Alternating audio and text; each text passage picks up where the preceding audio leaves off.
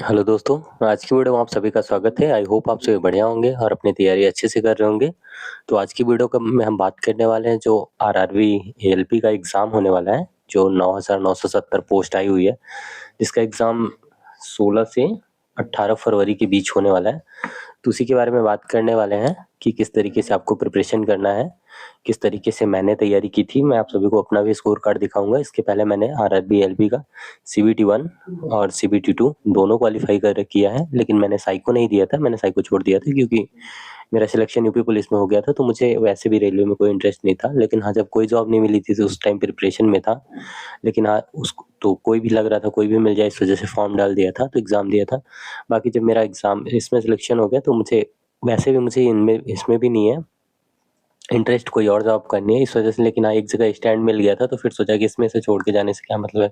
इसमें से छोड़, क्योंकि अभी जैसे जो एलपी में सिलेक्शन हुआ है जिन भाइयों का, जैसे यहाँ से कुछ लोग गए भी हैं, तो अगर वो गए हैं तो लगभग 3 से 4 लाख रुपए, 4 लाख करीब लग सम पे, मतलब जो सैलरी होती है वो उसको देना पड़ता है आपको अगर आप छोड़ के जाते हैं। और सैलरी के साथ साथ आपका जैसे डेली जितना आपका खर्च आता है 700 से 800 रुपए लगभग, तो वो पूरा जितने महीने आपने ट्रेनिंग की रहती है वो भी ऐड करके आप सभी को वो पैसा देना पड़ता है। तो वैसे तो मैंने एग्जाम ही नहीं दी, मैंने साइकिल नहीं दिया था, तो मेरा तो वैसे कोई भी चांस ही नहीं है। तो आप मेरा स्कोर भी देख सकते हैं, मैं अपना स्कोर भी दिखा दे रहा हूँ आप सभी को कि मेरा सीबीटी 1 में कितना स्कोर था और किस तरीके से मैंने इतना अच्छा स्कोर किया था। और आप सभी भी अच्छे से बिल्कुल अगर बढ़िया से पढ़ाई करते हैं, जो स्ट्रैटेजी मैंने बताई, अगर आपको लगे कि मैंने बेटर तरीके से बताया तो आप मेरी भी स्ट्रैटेजी अप्लाई करके पढ़ाई कर सकते हैं। बाकी अगर आप अपने तरीके से पढ़ रहे हैं तो उसमें भी आप अगर कुछ चाहें तो एडिशन कर सकते हैं इसको और अपना स्कोर बेटर कर सकते हैं। तो उसी के बारे में बात करेंगे, किस तरीके से मैंने अपना स्कोर इतना अच्छा किया था, किस तरीके से मैंने पढ़ा था, वही सब कुछ बताऊंगा आप सभी के साथ। तो चलिए वीडियो को शुरू करते हैं। देखो, तो सबसे पहले मैं अपना स्कोर दिखा देता हूँ, जो मैंने सीबीटी 1 में स्कोर किया था उसको आप देख लीजिए। इसके बाद मैं आपको बताऊंगा किस तरीके से मैंने पढ़ा था, किस तरीके से आपको पढ़ना है, ठीक है। तो देखो, जो टोटल क्वेश्चन पूछे जाते हैं सीबीटी 1 में 75 क्वेश्चन पूछे जाते हैं, जिसके लिए आपको 1 घंटे का टाइम मिलता है, जिसमें 1/3 की नेगेटिव मार्किंग होती है। जनरल साइंस के उसमें आपको 20 क्वेश्चन देखने को मिलते हैं, ठीक है। मैथ का 20 क्वेश्चन, रीजनिंग के 25 क्वेश्चन और करंट अफेयर्स के आपको 10 क्वेश्चन देखने को मिलते हैं। करंट अफेयर्स मैं इसलिए बोल रहा हूँ, देखो उसमें भले उसमें जीएस बोल रखा है कि जीएस पूछा जाता है, जीएस पूछा जाएगा, जीएस रहेगा, लेकिन देखो आपको ना हिस्ट्री का क्वेश्चन देखने को मिलेगा ना पॉलिटी का, कहीं से भी कोई क्वेश्चन देखने को नहीं। क्योंकि पिछली बार क्या हुआ है, पिछली बार यही हुआ है, जितने भी क्वेश्चन, जो भी सारे क्वेश्चन पूछे गए हैं, मैक्सिमम टू मैक्सिमम सारे क्वेश्चन आपसे जो पूछे गए हैं वो करंट अफेयर्स के ही पूछे गए, ना कि हिस्ट्री पॉलिटी, कहीं से भी कोई क्वेश्चन नहीं पूछा गया। तो इस बात का विशेष ध्यान रखिए। अगर आप जीएस को बहुत ज़्यादा टाइम देके पढ़ रहे हो तो उसको मत पढ़ो, करंट अफेयर्स को पढ़ो। इस वजह से मैं ये चीज़ें आपसे बता रहा हूँ, क्योंकि करंट अफेयर्स का ही क्वेश्चन पूछा जाएगा मैक्सिमम, आपसे जीएस मतलब हिस्ट्री पॉलिटी वगैरह नहीं पूछा जाएगा, ठीक है। तो आप मेरे देखो, हाँ, तो 75 क्वेश्चन, 75 का, ठीक है। 1 घंटे का टाइम, 1/3 की निगेटिव मार्किंग। और निगेटिव मार्किंग का विशेष ध्यान रखिएगा, मैंने तो कभी ध्यान नहीं रखा निगेटिव मार्किंग का। मैं हमेशा जितने क्वेश्चन रहते थे सारे के सारे अटेम्प्ट करते करके आता था।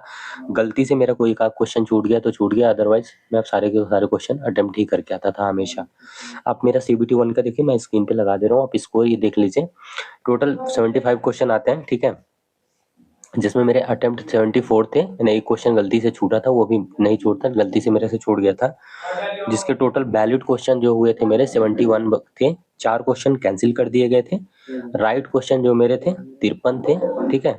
और रॉन्ग जो हुए थे मेरे वो 17 क्वेश्चन हुए थे, ठीक है।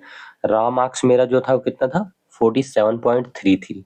रॉ मार्क्स का मतलब होता है कि मतलब आपका जो ओरिजिनल मार्क्स है, मार्क्स वो होता है जो मतलब हमने स्कोर किया होता है, यानी निगेटिव मार्किंग को हटाने के बाद जो हमारा स्कोर बचता है, जो मेरे मार्क्स बचते हैं, वही हमारा रॉ मार्क्स होता है, ठीक है। तो मेरे रॉ मार्क्स जो कितने थे, 47.33। अब आफ्टर फिर 47.33, इसके बाद प्रोरेटेड मार्क्स। प्रोरेटेड मार्क्स का मतलब है कि आफ्टर नॉर्मलाइजेशन आपके मार्क्स कितने हुए हैं। तो प्रोरेटेड मार्क्स मेरे जो हुए थे वो 47.33 से बढ़ के 50 नंबर हुए थे, ठीक है। तो ये क्या होता है कि इसको कन्वर्ट किया जाता है, जैसे 75 मार्क्स का पेपर होता है, लेकिन इसको लास्ट में क्या होता है 100 में कन्वर्ट किया जाता है, उसके बाद कट ऑफ बनती है, ठीक है। तो मेरे जो 100 में जब इसको कन्वर्ट किया गया था तो नॉर्मलाइज्ड होके मेरे मार्क्स कितने हो गए थे, 70 नंबर हो गए थे। और कट ऑफ कितनी गई थी, 48 गई हुई थी। मेरा जोन जो था वो प्रयागराज जोन था, आप देख सकते हैं मैंने प्रयागराज जोन से फॉर्म भरा हुआ था। तो जो मेरे मार्क्स थे वो 70 थे। अब कट ऑफ जो गई थी 48 गई थी। तो यानी कि 22 नंबर मेरे मार्क्स ऊपर थे कट ऑफ से, तो यानी बहुत ज़्यादा है। अगर 22 10 किसी के 10 नंबर भी ऊपर रहते तो भी बहुत ज़्यादा रहता है। मेरे तो 22 नंबर्स थे। तो आप भी मतलब जिस तरीके से मैंने तैयारी की थी, जिस तरीके से मैंने पढ़ा, आप भी उस तरीके से अगर पढ़ाई करते हैं, अप्रोच करते हैं एग्ज़ाम को, तो आराम से, आसानी से आप भी अच्छा स्कोर कर पाओगे। ऐसा नहीं है कि नहीं कर पाएँगे। कोई बहुत बड़ी बात नहीं है, ईज़िली आप कर लोगे।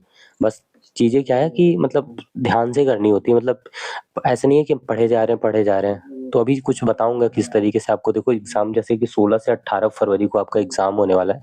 तो अभी टाइम है आपके पास। आप थोड़ा जो चीज़ें बता रहा हूँ, अगर उनको अप्लाई करते हैं तो आप 100% थोड़ा बेटर ज़रूर कर पाओगे। ठीक है? तो देखो, ये तो मेरे सीबीटी 1 के स्कोर थे। सीबीटी 2 का भी अगर आप देखना चाहें तो सीबीटी 2 का भी मैं दिखा दे रहा हूँ आप सभी को। सीबीटी 2 का देखो, सीबीटी 2 में आप सभी को पता ही होगा 175 क्वेश्चन टोटल पूछे जाते हैं, 175 क्वेश्चन होते हैं, ठीक है? और उसमें आप सभी को 1.5 घंटे जो स्टार्टिंग में पार्ट ए होता है उसके लिए मिलते हैं, 1 घंटे वो यानी 2.5 घंटे का पेपर होता है। तो देखो ये सीबीटी 2 का भी है, इसका देखो वैसे मतलब नहीं है अभी, लेकिन आप सभी को दिखा दे रहा हूँ कि हाँ, मैंने स्कोर किया था, क्योंकि कुछ लोग बोलूँगा तो ऐसे ट्रस्ट नहीं होता, इस वजह से दिखा दे रहा हूँ। तो देखो टोटल इसमें मैंने बताया कि पार्ट इसमें 2 पार्ट में होता है, पार्ट ए, पार्ट बी करके डिवाइडेड होता है, जिसमें पार्ट ए में आपसे 100 क्वेश्चन पूछे जाते हैं और पार्ट बी में आपके 75 होते हैं, जो कि आपके ट्रेड से रिलेटेड हो। आप कोई भी ट्रेड सिलेक्ट कर सकते हो, जो भी उसमें दिया रहेगा, ठीक है? तो आप कोई भी ट्रेड सिलेक्ट, मेरा जो ट्रेड था, मेरा आरएसी था, रेफ्रिजरेशन एंड एयर कंडीशनिंग, ठीक है? जिसमें कि देखो मेरे पार्ट ए की मैं अगर अपने स्कोर की बात करूँ तो टोटल इसमें 100 क्वेश्चन पूछे जाते हैं, जिसमें से मैंने 98 अटेम्प्ट किए थे, क्योंकि मैंने पहले ही बताया मैं नेगेटिव मार्किंग कभी नहीं ध्यान रखता। मेरा हमेशा से मेरा पूरा टारगेट रहता था कि मेरे को सारे क्वेश्चन अटेम्प्ट करने हैं। गलती हो जाएगा चलेगा थोड़ा बहुत, लेकिन सारे करने रहते थे। अगर मैं थोड़ा-सा एक ऑप्शन भी एलिमिनेट कर पा रहा था तो कर पाता हूँ, तो तीनों ऑप्शन में ज़रूर टिक करता हूँ, ठीक है? जिसमें से वैलिड क्वेश्चन भी 98 माने गए थे, 2 क्वेश्चन कैंसल किए गए थे, जिसमें से मेरे राइट क्वेश्चन जो थे 81 क्वेश्चन, 81 क्वेश्चन राइट थे, रॉन्ग जो हुए थे मेरे 17 क्वेश्चन रॉन्ग हुए थे। तो मेरा रॉ मार्क्स कितना बना था 75.33, प्रो रेटेड मार्क्स जो मेरा था 1 नंबर मेरा बढ़ा हुआ था 76.8074 हुआ था, ठीक है? जिसमें मैं आसानी से क्वालीफाई कर गया था, क्योंकि कट ऑफ इससे बहुत कम थी। तो सीबीटी 2 भी मेरा ईज़िली क्वालीफाई हो गया था। हाँ, साइको मैंने नहीं दिया, अगर साइको भी दिया होता तो मुझे जहाँ तक लग रहा है 100% मैं क्वालीफाई करता, ऐसा नहीं कि नहीं हो पाता जब अगर ये चीज़ें कर सकता। लेकिन हाँ, मैंने नहीं दिया तो मैं उसके लिए नहीं बोल रहा कि ईज़ी होता है कि साइको हार्ड होता है, कुछ नहीं। हाँ, एनटीपीसी का देना है मेरे को इस बार, तो उसके लिए साइको के लिए ज़रूर तैयारी करूँगा, अच्छे से देखूँगा क्या-क्या चीज़ें रहती हैं, किस तरीके से करना है, ठीक है? तो ये मेरा सीबीटी 2 का। पार्ट बी में भी आप ट्रेड वाला भी मेरा देख सकते हैं। ट्रेड में मेरे टोटल 75 क्वेश्चन पूछे जाते हैं, तो उसमें भी मैंने पूरी कोशिश की थी कि मैं सारे क्वेश्चन अटेम्प्ट करूँगा, एक भी क्वेश्चन छोड़ूँगा नहीं, क्योंकि मुझे छोड़ना क्वेश्चन खराब लगता है। तो पार्ट बी के स्कोर की बात करें तो देखो 75 क्वेश्चन थे, जिसमें से मैंने 74 अटेम्प्ट किया था।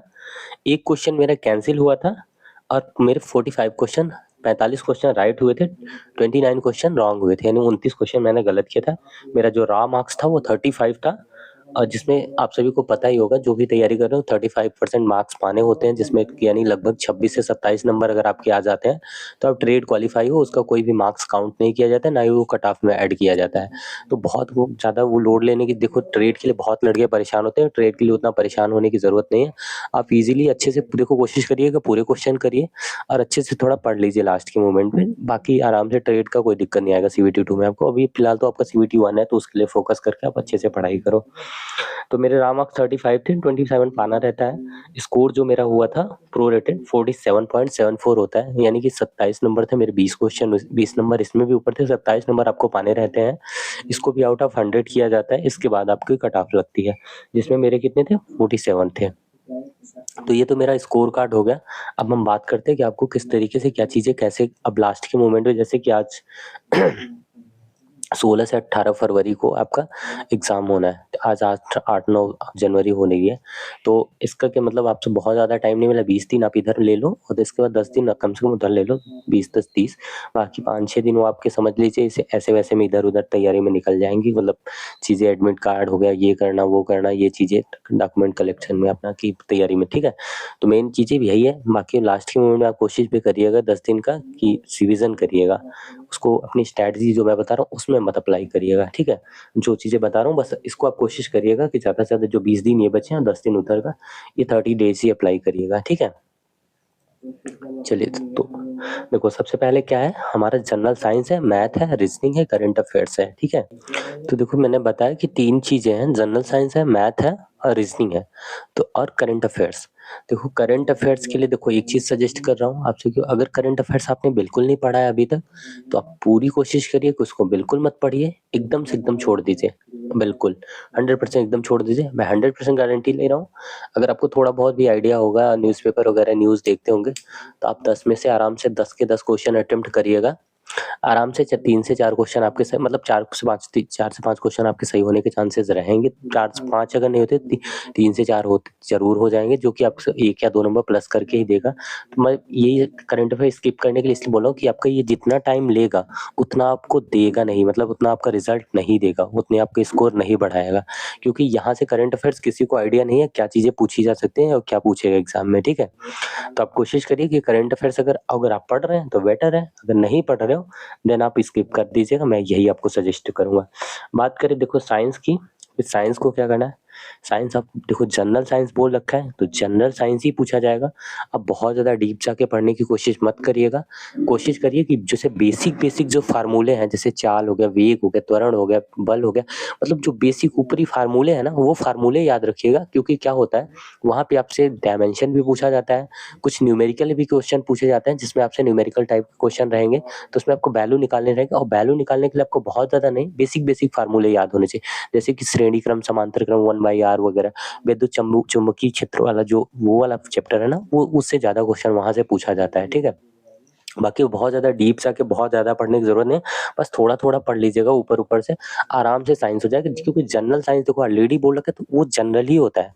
इतना आप आपसे डीप नहीं पूछा जाता है कि आप उसको मतलब आपको बहुत ज़्यादा पढ़ने की 12th की आप साइंस की बुक लेके पढ़ने, बिल्कुल बेसिक चीज़ें पढ़िए, ठीक है। मैं अगर अपनी बात करूँ कि मैंने जनरल साइंस को कहाँ से पढ़ा था, तो मैं सिंपली जो लूसेंट की बुक आती है, उसी में जो साइंस का पोर्शन दे रखा है फिजिक्स, केमिस्ट्री, बायोलॉजी का, उसी को मैंने पढ़ा था, उसके अलावा कुछ भी नहीं पढ़ा था। तो केमिस्ट्री वगैरह से देखो थोड़ा जैसे होता है ना, फार्मूले वगैरह होते हैं, वो सारे याद रख लीजिएगा, ठीक है। और बायो का थोड़ा वेटेज ज़्यादा रहता है, तो बायोलॉजी को थोड़ा ध्यान रखिएगा कि बायोलॉजी को पढ़ लो। अगर आपने बिल्कुल नहीं पढ़ा तो ये नहीं कि आप बायोलॉजी पे एकदम टूट पड़ो। मैं 2 चीज़ें बताऊंगा आपको, उन्हीं 2 चीज़ों पे आपको फोकस करना है। जिन भाइयों का अगर मैथ अच्छा है, देखो मेरा मैथ स्ट्रांग है, मैं मैथ 100% पूरे के पूरे क्वेश्चन अटेम्प्ट करता हूँ, पूरे के पूरे क्वेश्चन मेरे सही होते हैं, मैथ और रीजनिंग। और रीजनिंग इन जिसका 2 चीज़ें सही है, तो आप कोशिश करो कि मैथ पढ़ो बिल्कुल अच्छे से मन लगा के, जितना ज़्यादा प्रैक्टिस क्वेश्चन लगा सकते हो उतने ज़्यादा प्रैक्टिस क्वेश्चन लगाओ। देखो मैथ वगैरह आपको बहुत ज़्यादा ईजी क्वेश्चन वहाँ पे देखने को मिलेंगे, कोशिश आप ये करिएगा कि आप वहाँ पे अपना टाइम बचा के रखिएगा। मैथ रीजनिंग के लिए क्वेश्चन देखो ऊपर नीचे रहता है, इस वजह से थोड़ा प्रॉब्लम हो सकता है, तो कोशिश करिएगा टाइम बचा के रखिएगा। मैथ बहुत सिंपल पूछी जाती है, एकदम बेसिक बेसिक क्वेश्चन रहते हैं, आप इजीली कर पाओगे, आसानी से कर दोगे। इतना नहीं, आप प्रीवियस ईयर देखिएगा उठा के, जितना लोग हवा बनाए रहते हैं कि इतना ज़्यादा टफ आएगा, ऐसे आएगा वैसे आएगा, टीचर भी मैं देखता हूँ यूट्यूब पे बताते रहते हैं। अब मैं अपनी बात करूँ तो मैंने किसी भी टीचर से कभी मैथ हो या रीजनिंग हो, किसी भी सब्जेक्ट को पढ़ा नहीं है, तो मैं कैसे एग्जाम क्लियर कर दिया। तो ऐसा नहीं है कि आप किसी टीचर से बैच लिए होगे या किसी का बैच लिया होगा तभी एग्जाम निकलेगा, कोई ज़रूरत नहीं, मैंने कभी नहीं पढ़ा है। और इतने सारे आप मेरे चैनल के डिस्क्रिप्शन में जाके देखिए, जितने मैंने मेंशन किया मैंने सारे एग्जाम निकाले हैं, सभी के सभी एग्जाम निकाले हैं, और लास्ट पॉइंट में किसी ना किसी रीजन की वजह से थोड़ा अगर बाहर हुआ हूँ तो हुआ हूँ, अदरवाइज वो सारे एग्जाम मैंने क्लियर कर रखे हैं, ठीक है। तो ये कई कई मैं सुनता रहता हूँ, टीचर बोलते रहेंगे आप ये बैच ले लो, ये ले लो, बोलो, तो देखो उनका बिजनेस है, वो अपना करेंगे, वो उनको करने दो, तुमको प्रिपरेशन करना है, तुम अपनी तैयारी करो, कहाँ से तुम बेटर कर सकते हो, ठीक है।